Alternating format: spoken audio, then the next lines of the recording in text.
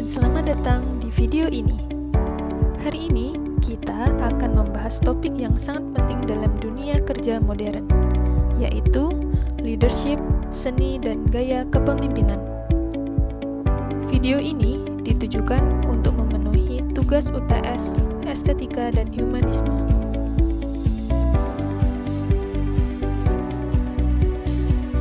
Apa yang terlintas di benak Anda ketika mendengar kata kepemimpinan?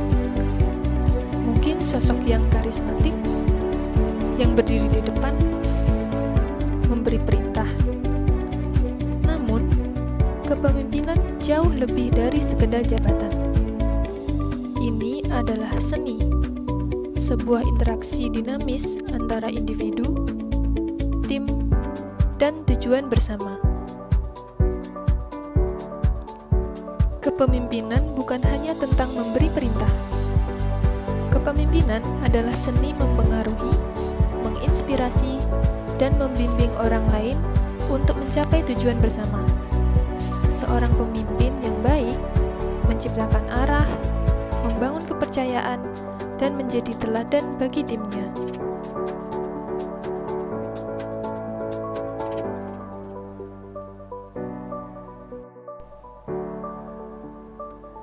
Lalu, mengapa kepemimpinan penting? Dalam dunia yang terus berubah ini, kepemimpinan yang efektif adalah kunci. Bayangkan, sebuah kapal tanpa nahkoda, atau sebuah orkestra tanpa konduktor. Kekacauan bukan? Seorang pemimpin adalah yang memberi arahan, menginspirasi visi, dan menyatukan energi menuju satu tujuan.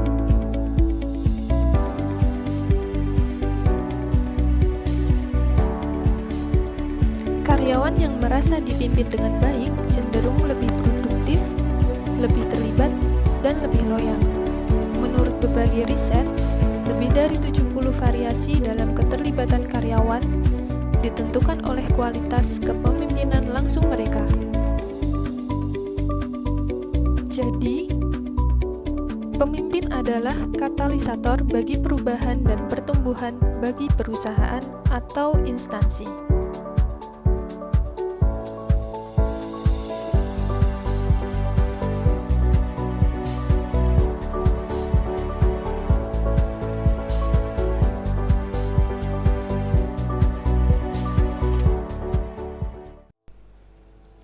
Gaya kepemimpinan klasik.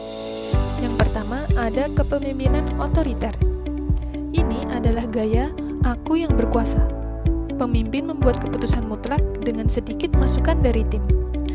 Efektif dalam situasi krisis atau saat keputusan cepat diperlukan, namun bisa meredam kreativitas dan moral tim dalam jangka panjang. Yang kedua ada kepemimpinan demokratis. Di sini pemimpin mendorong diskusi, mendengarkan ide, dan membuat keputusan bersama tim. Gaya ini membangun keterlibatan dan komitmen, ideal untuk mendorong inovasi dan kolaborasi.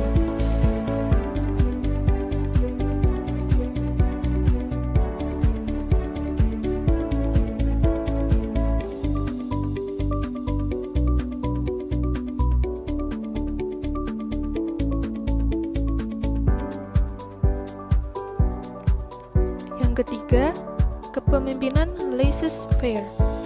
Secara harfiah, berarti biarkan saja. Memimpin memberikan otonomi penuh kepada tim untuk membuat suatu keputusan dan menyelesaikan pekerjaan mereka. Ini bisa sangat baik untuk tim yang sangat terampil dan mandiri, tetapi bisa berbahaya jika tim kurang pengalaman atau arahan.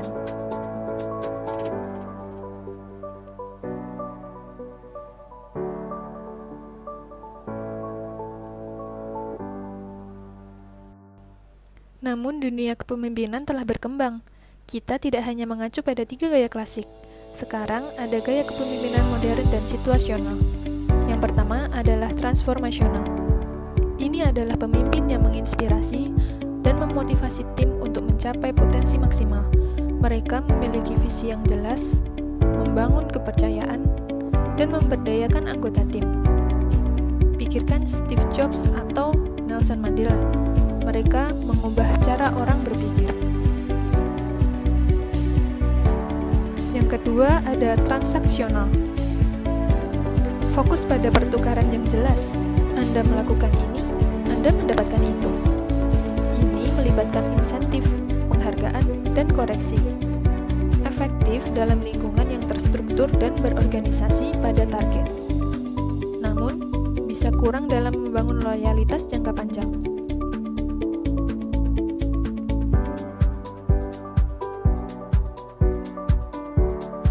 Yang ketiga ada kepemimpinan pelayan atau servant leadership.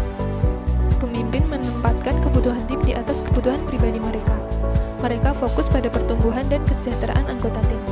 Pikirkan tentang bagaimana pemimpin yang baik seringkali adalah pendengar yang hebat. Lalu, ada kepemimpinan situasional. Ini adalah seni memilih gaya yang paling tepat berdasarkan kebutuhan tim, tingkat kematangan, dan situasi yang sedang dihadapi. Ini adalah inti dari kepemimpinan adaptif.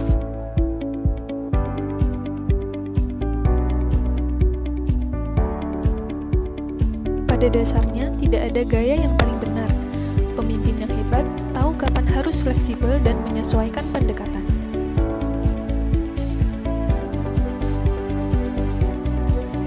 Inilah bagian seni dari kepemimpinan. Seorang pemimpin yang hebat tidak terpaku pada satu gaya.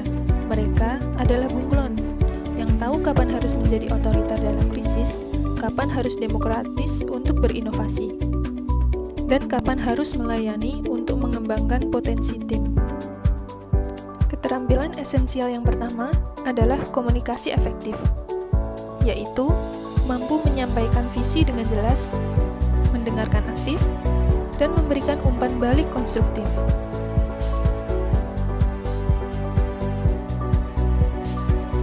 Lalu yang kedua adalah empati, yaitu memahami dan merasakan apa yang dirasakan oleh anggota tim. Hal ini akan membangun hubungan yang kuat. Yang ketiga adalah pengambilan keputusan, kemampuan untuk menganalisis situasi, mengevaluasi opsi, dan membuat pilihan yang tepat. Lalu delegasi, percaya pada tim Anda untuk menyerahkan tanggung jawab, memberdayakan mereka untuk tumbuh.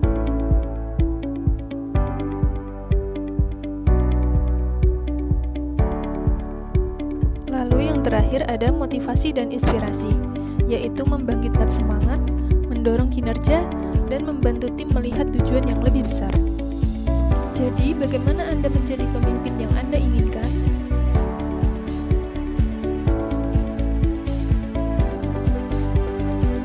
Ini dimulai dengan refleksi diri. Pahami kekuatan dan kelemahan Anda. Pelajari gaya yang berbeda, serta perhatikan bagaimana pemimpin lain bertindak. Kemudian beradaptasi. Jangan takut untuk mencoba gaya yang berbeda dalam situasi yang berbeda. Gagal adalah bagian dari proses belajar. Yang terpenting, jadilah otentik. Orang yang mengikuti pemimpin yang mereka percayai dan hormati, bukan salinan orang lain. Lalu, ada memberdayakan, membantu mereka mencapai potensi penuh mereka dan bersama-sama menciptakan sesuatu yang lebih besar dari diri sendiri.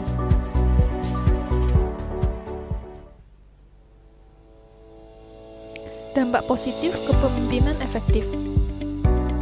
Yang pertama, ada motivasi meningkat. Karyawan termotivasi bekerja lebih baik saat mereka dihargai dan diakui. Yang kedua, ada kolaborasi membaik.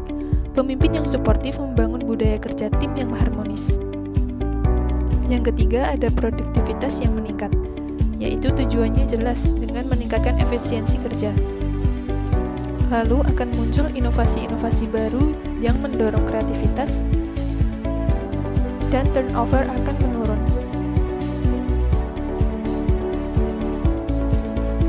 Namun sebaliknya, kepemimpinan yang buruk bisa membuat dampak serius. Yang pertama ada menurunkan semangat kerja, lalu tingginya stres dan kelelahan, tingginya turnover, konflik di tempat kerja, serta menurunnya kepercayaan terhadap manajemen. ini bisa menyebabkan kerugian besar, baik secara finansial maupun moral tim. Lalu leadership bukan hanya untuk CEO, kamu juga bisa jadi pemimpin dalam kehidupan sehari-hari. Contohnya, jadi pemimpin di keluarga, atau bisa di ruang kelas, atau juga di komunitas. Yang penting adalah arah, niat, dan dampaknya.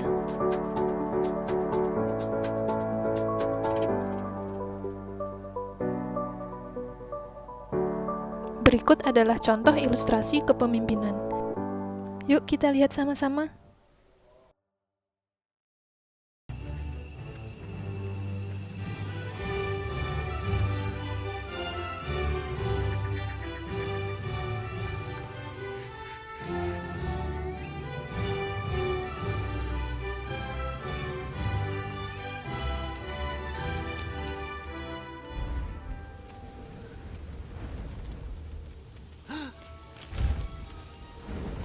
Oh no, oh no!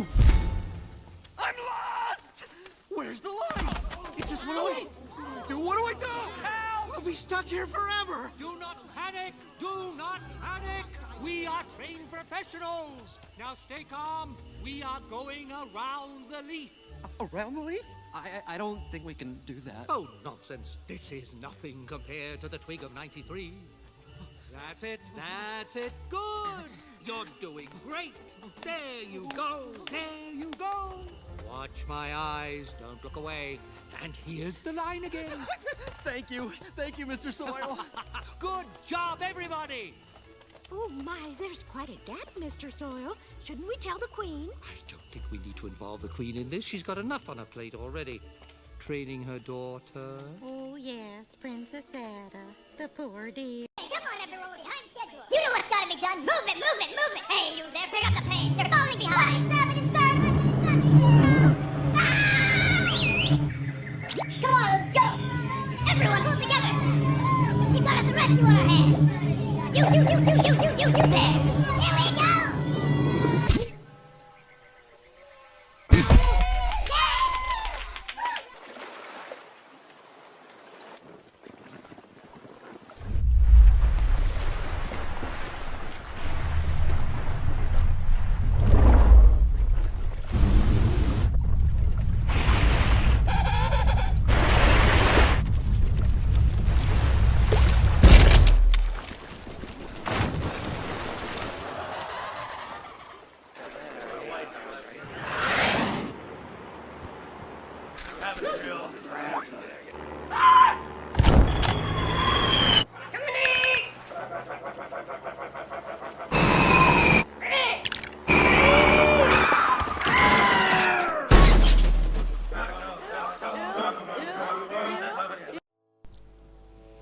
Perjalanan kepemimpinan Anda dimulai hari ini. Mulailah dengan langkah kecil. Coba sesuatu yang baru dan teruslah belajar. Setiap tantangan yang Anda hadapi adalah kesempatan untuk tumbuh. Setiap keputusan yang Anda buat adalah pelajaran berharga. Jangan takut untuk beradaptasi, untuk belajar dari kegagalan, dan untuk merayakan setiap kemenangan, sekecil apapun. Kepemimpinan bukan hanya tentang posisi, tapi tentang pengaruh yang Anda berikan, inspirasi yang Anda tebarkan, dan perbedaan yang Anda ciptakan. Saya percaya, setiap dari Anda memiliki potensi untuk menjadi pemimpin yang luar biasa, entah di lingkup keluarga, komunitas, tim kerja, atau bahkan di skala yang lebih besar. Yang terpenting adalah keberanian untuk memulai, komitmen untuk terus belajar, dan hati untuk melayani. Dunia membutuhkan pemimpin yang adaptif, empatik, dan inspiratif.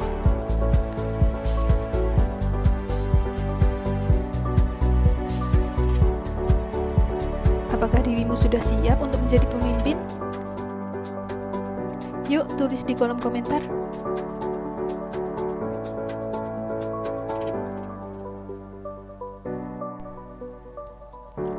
Terima kasih sudah menonton. Jangan lupa like, komen, dan subscribe untuk konten yang lebih lanjut. Dah.